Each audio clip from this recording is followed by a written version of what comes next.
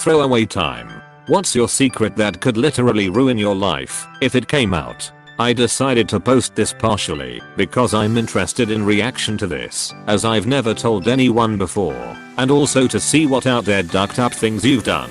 The sort of things that make you question your own sanity, your own worth. Surely I can't be alone. 40,700 comments, 12,900 upvotes. You're all a part of Reddit history right here. Thanks everyone for your contributions. You've made this what it is. This is my secret. What's yours? Link. I'll edit. Obligatory. Duck the front page. I'm reading every single comment, so keep those juicy secrets coming. I'll edit too. Man, some of you are ducked up. That's awesome. A lot of you seem to be contemplating suicide too. That's not as awesome. In fact, kinda not awesome at all. Go talk to someone and get help for that shit. The rest of you though, duck man duck. I'll edit 3. Well, this has blown up. The #3 post of all time on Reddit. I hope you like your dirty laundry aired. Cheers everyone. 2.5 years ago I was in dire financial straits. So I sold my home to keep my struggling business afloat. I neglected to tell the owners that they have an 800 square feet bunker on the property that I built about 7 years ago. The bunker that I've called home since I sold it. The entrance to it is well hidden, but I still come and go very early / very late in the day. I'm a single man who keeps to himself. I'm now in a situation where I could move somewhere else, but I love this hidden paradise so much. Deleted. Background. I'm a guy in my late 20s who was taken into care aged 7. Everyone around me already knows that I was brought up by foster families because I had a shit early childhood. I deliberately keep it vague and say stuff like I'd rather not go into it so that people will just assume I was abused in some way and they'll stop asking about it. The truth is that for the first 7 years of my life, I was brought up as a girl by my psycho birth mother who really wanted a daughter and didn't let the snag of giving birth to a boy stop her from trying to raise one. She was a pretty successful professional in a legal field, not entirely sure what, and had me via anonymous sperm donor from a fertility clinic. She found out I was a boy at a late ultrasound and then moved across the country, gave birth to me at home, and continued to move about until I was 5 or so. It was just the two of us all my life. We had contact with other people, of course, but they rarely got very close. I had lots of friends, but was always supervised. I found out way after that my mother's strong puritanical Christianity was a lie. She used to explain why she was so strict about me being private and never letting anyone see me get changed or anything. I just accepted all of this as fact, having never been told anything different. I was sent to a religious school for girls and had a really great childhood.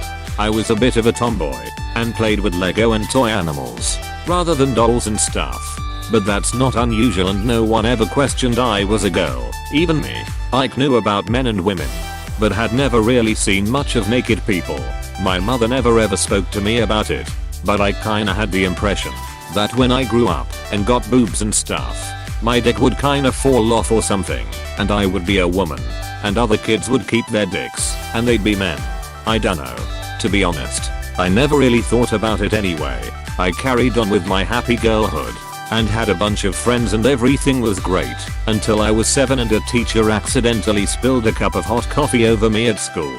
The liquid soaked through my clothes and was scalding me, so the staff immediately stripped me out of my dress and underwear to get the hot coffee away from my skin. And then they found out. The cops were called, and I got taken to speak with who I guess would be social services. They asked me a bunch of questions about life at home and stuff. Meanwhile, my mother was taken in for questioning too. She refused to acknowledge me as male and insisted I was her daughter because she was, now, delusional and stuff. I wasn't allowed to go back home, but got put with a foster family and went through loads of therapy and stuff. The worst part was that literally overnight, I lost everything. My mother, my home, all my toys, all my clothes. I moved school so lost all my friends. They cut all my hair off and told me I wasn't a girl anymore. It was really traumatic. The first foster home wasn't that great. They had 3 boys already, and going from a sheltered religious only child upbringing to a rough and tumble testosterone filled environment was really difficult. They tried to force me to be masculine, and I was just too confused about what they wanted. Anything girly was reprimanded, and I felt so lost and alone because nothing I did was right.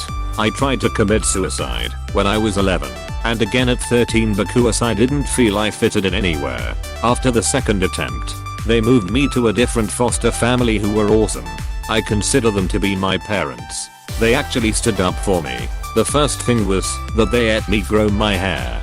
From when I got taken into care, they buzzed my hair short, and I hated it.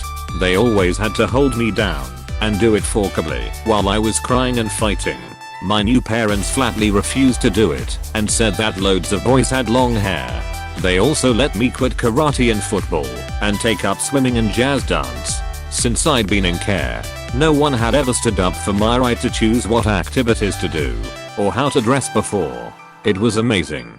In the end, I came out of it with a pretty healthy gender identity. I'm a guy, but not the most butch guy ever. But I'm fine with that. I went through school and got my degree and have a pretty good job and an amazing, supportive wife. Everything looks great, but I can never speak about my early childhood and how I grew up as a little girl.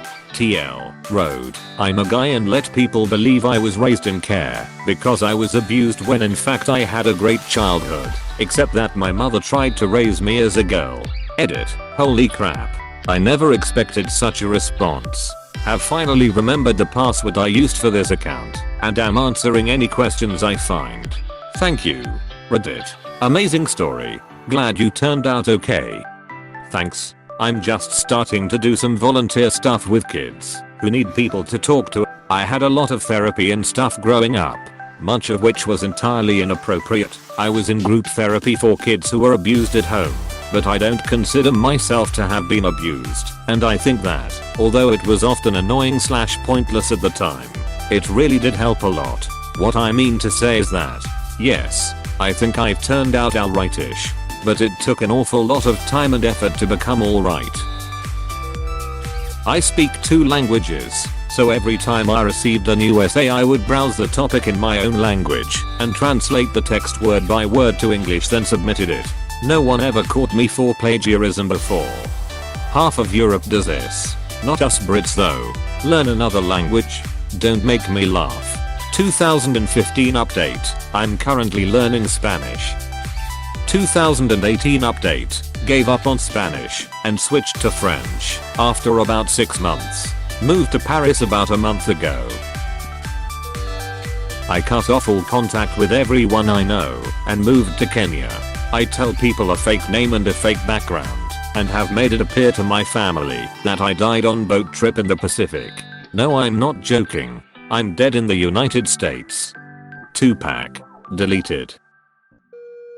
I run a cake business. I charge people hundreds for wedding cakes. Every last one is made using Pillsbury cake mix I buy for $1 a box at Walmart. I suck at baking. Every time I've ever tried to make a cake from scratch it sucked, but baking is like my whole deal. My friends all call me the cake girl. It's like my whole life is a lie. People compliment my cakes all the time, telling me how delicious they are, telling me it's so much better than box mix cake, telling me they could never bake a cake so delicious. Well, guess what?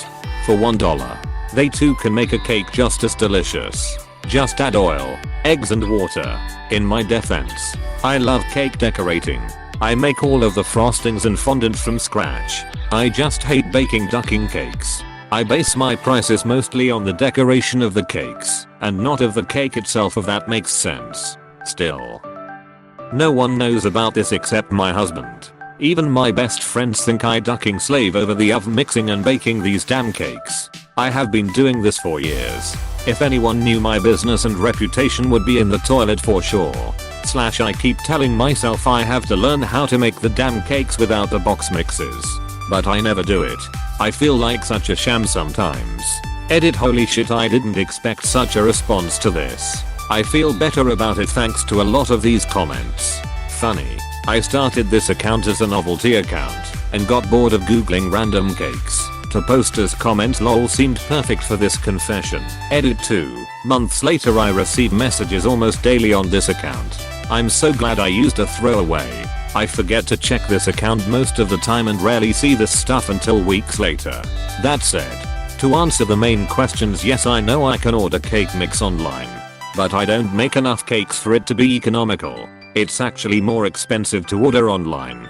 Honestly, I'm not incredibly worried about people seeing me anymore. If I ran into someone I would tell them that I was helping my niece with a bake sale or something. I have, since this thread, made some cakes from scratch. I'm still using box mixes for chocolate and vanilla. Oh, and red velvet, because duck all of that. Let's see what else. Oh right, I've received probably 100 comments saying the cake is a lie. We get it. It's very clever. But no, I'm sorry, you're not the first, second, third or 20th to say it. Overall, I've learned this is actually pretty normal, and that people from all over the world have a friend who makes cakes and they all think I'm their friend. So far no one has pinned me, but you guys had better check your friends' cabinets for Pillsbury mix. Edit Wednesday, June 17th, 2015. Alright kiddos, here I am. A friend texted me and said my people need me, hahaha. I guess there was a thread that got big and mentioned this thread. Here's your update. I actually no longer make cakes. I got a divorce and moved into a much smaller home. At that point I had no place to decorate cakes. I was also really burnt out. It's an incredibly hard art, very time consuming and requires a lot of tools and space. About a year later, I moved in with my now boyfriend. We have a pretty big kitchen. I wanted to sell my equipment and tools and the billion giant cake pans I have, but he convinced me not to. He said I should keep it on the back burner for a while and see if I want to do it again later. He didn't know me when I was a decorator, but he saw the photos and told me it would be a shame if I never did it again. I want to share some photos, but it was so easy to trace them back to my old cake blog. Maybe I can find one or two photos that were never posted there. Edit January 2018. Once in a while these Reddit lore posts pop up and someone mentions my confession and I think to check this account. I'm incredibly tickled to be a part of Reddit lore. I have a sort of hilarious update at this point. About a year and a half ago I was diagnosed with a wheat intolerance. My intestines decided they no longer wanted to digest wheat anymore. Woo. I actually just thought I was dying for a few months. It was really stressful. Anyway, I can't even duck and eat cake anymore. I still have all of my equipment and whatnot. I make a quick cake now and then. But trust me when I say gluten-free cake mixes are better than anything I could make from scratch lol. Here's a cute little cake I made for my birthday last year. Link.com/6squared. It's not amazing, but it's not bad considering I rarely make cakes anymore. I still receive so many messages on this account. I'm sorry if I don't reply, but I never check this account. I've got everything in that inbox, from people trying to guess who I am, to people giving me recipes, to people begging me for cake photos, and one guy who wanted a video of me eating cake. Yikes. Anyhow, I'm getting married again. Woo. Second time is a charm. To a dude I met on Reddit, and our wedding planner asked me to please not try to make my own wedding cake because she has seen it end in stressful disaster so many times. I'm going to take her advice and leave the cake making to someone else. I do know Reddit, and I know some of you will call bullshit on this update, but that's fine lol. I literally have no reason to lie, and with all this personal information someone will probably finally realize who I'm for sure, haha. Update February 23rd. 2019. The never-ending editing lol. I hadn't logged into this account for over a year, but I saw someone mention me in a thread, so I logged in real quick. A zillion messages in the all inbox. Sorry. I don't really have advice on how to start a cake decorating business. I just did my best and was mostly given business by word of mouth. Lots of people messaging to tell me I ripped people off. I mean, not really. People duckin' love the cakes, and when it's all said and done a box of cake mix plus all the stuff it takes to make it into a cake probably cost around the same amount as the raw ingredients. And people love the cakes, so that's whatever. Lots of people asking if I would be mad to find out that my wedding cake was made with box mix. No, lol.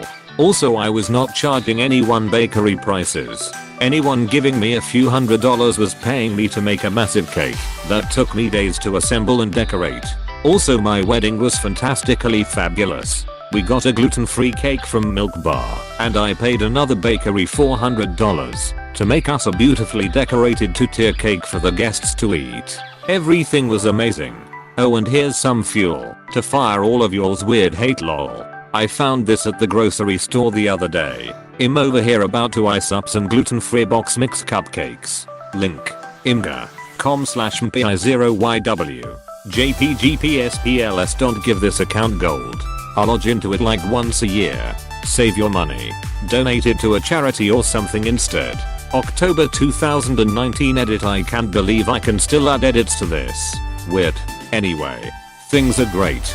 I haven't been baking much dessert, but I've been working on some gluten-free French bread and it's going okay. Some people have messaged asking my marriage. My husband is awesome. He's really the best, and it feels awesome to be with a partner who treats me as an equal. I have a lot of weird messages in my inbox. Some of y'all need therapy. I almost did an interview for a podcast on Reddit law, but I chickened out. Sorry lol. I'm just not great at doing interview kinda stuff, and was afraid it'd be super weird about it. April 2020 edit. OMG, I can't believe it's still letting me make edits to this. Jesus Christ. Quarantine is wild. All I do right now is watch 90 Day Fiancé and sew masks. So many masks. I guess this is my new thing. It's been really funny to see my post mentioned around Reddit once in a while. Especially when people add or change details like some kind of weird game of telephone. It honestly cracks me up. Keep being weird, Reddit. How does Wahmed not notice you pushing a cart out with hundreds of boxes of $1 cake mix? Well, I'm a home-based business, so I usually at most am buying 10 to 20 boxes at a time. I usually line the bottom of the cart with cake mix and then put all my other stuff on top, like 10 bags of powdered sugar. Then I use the self-checkout in shame and stack the boxes in my black canvas shopping bags. My worst fear is running into someone I know, or worse yet, whoever the cake is for, while I'm there with all these boxes of cake mix. That's why I act all shady about it lol.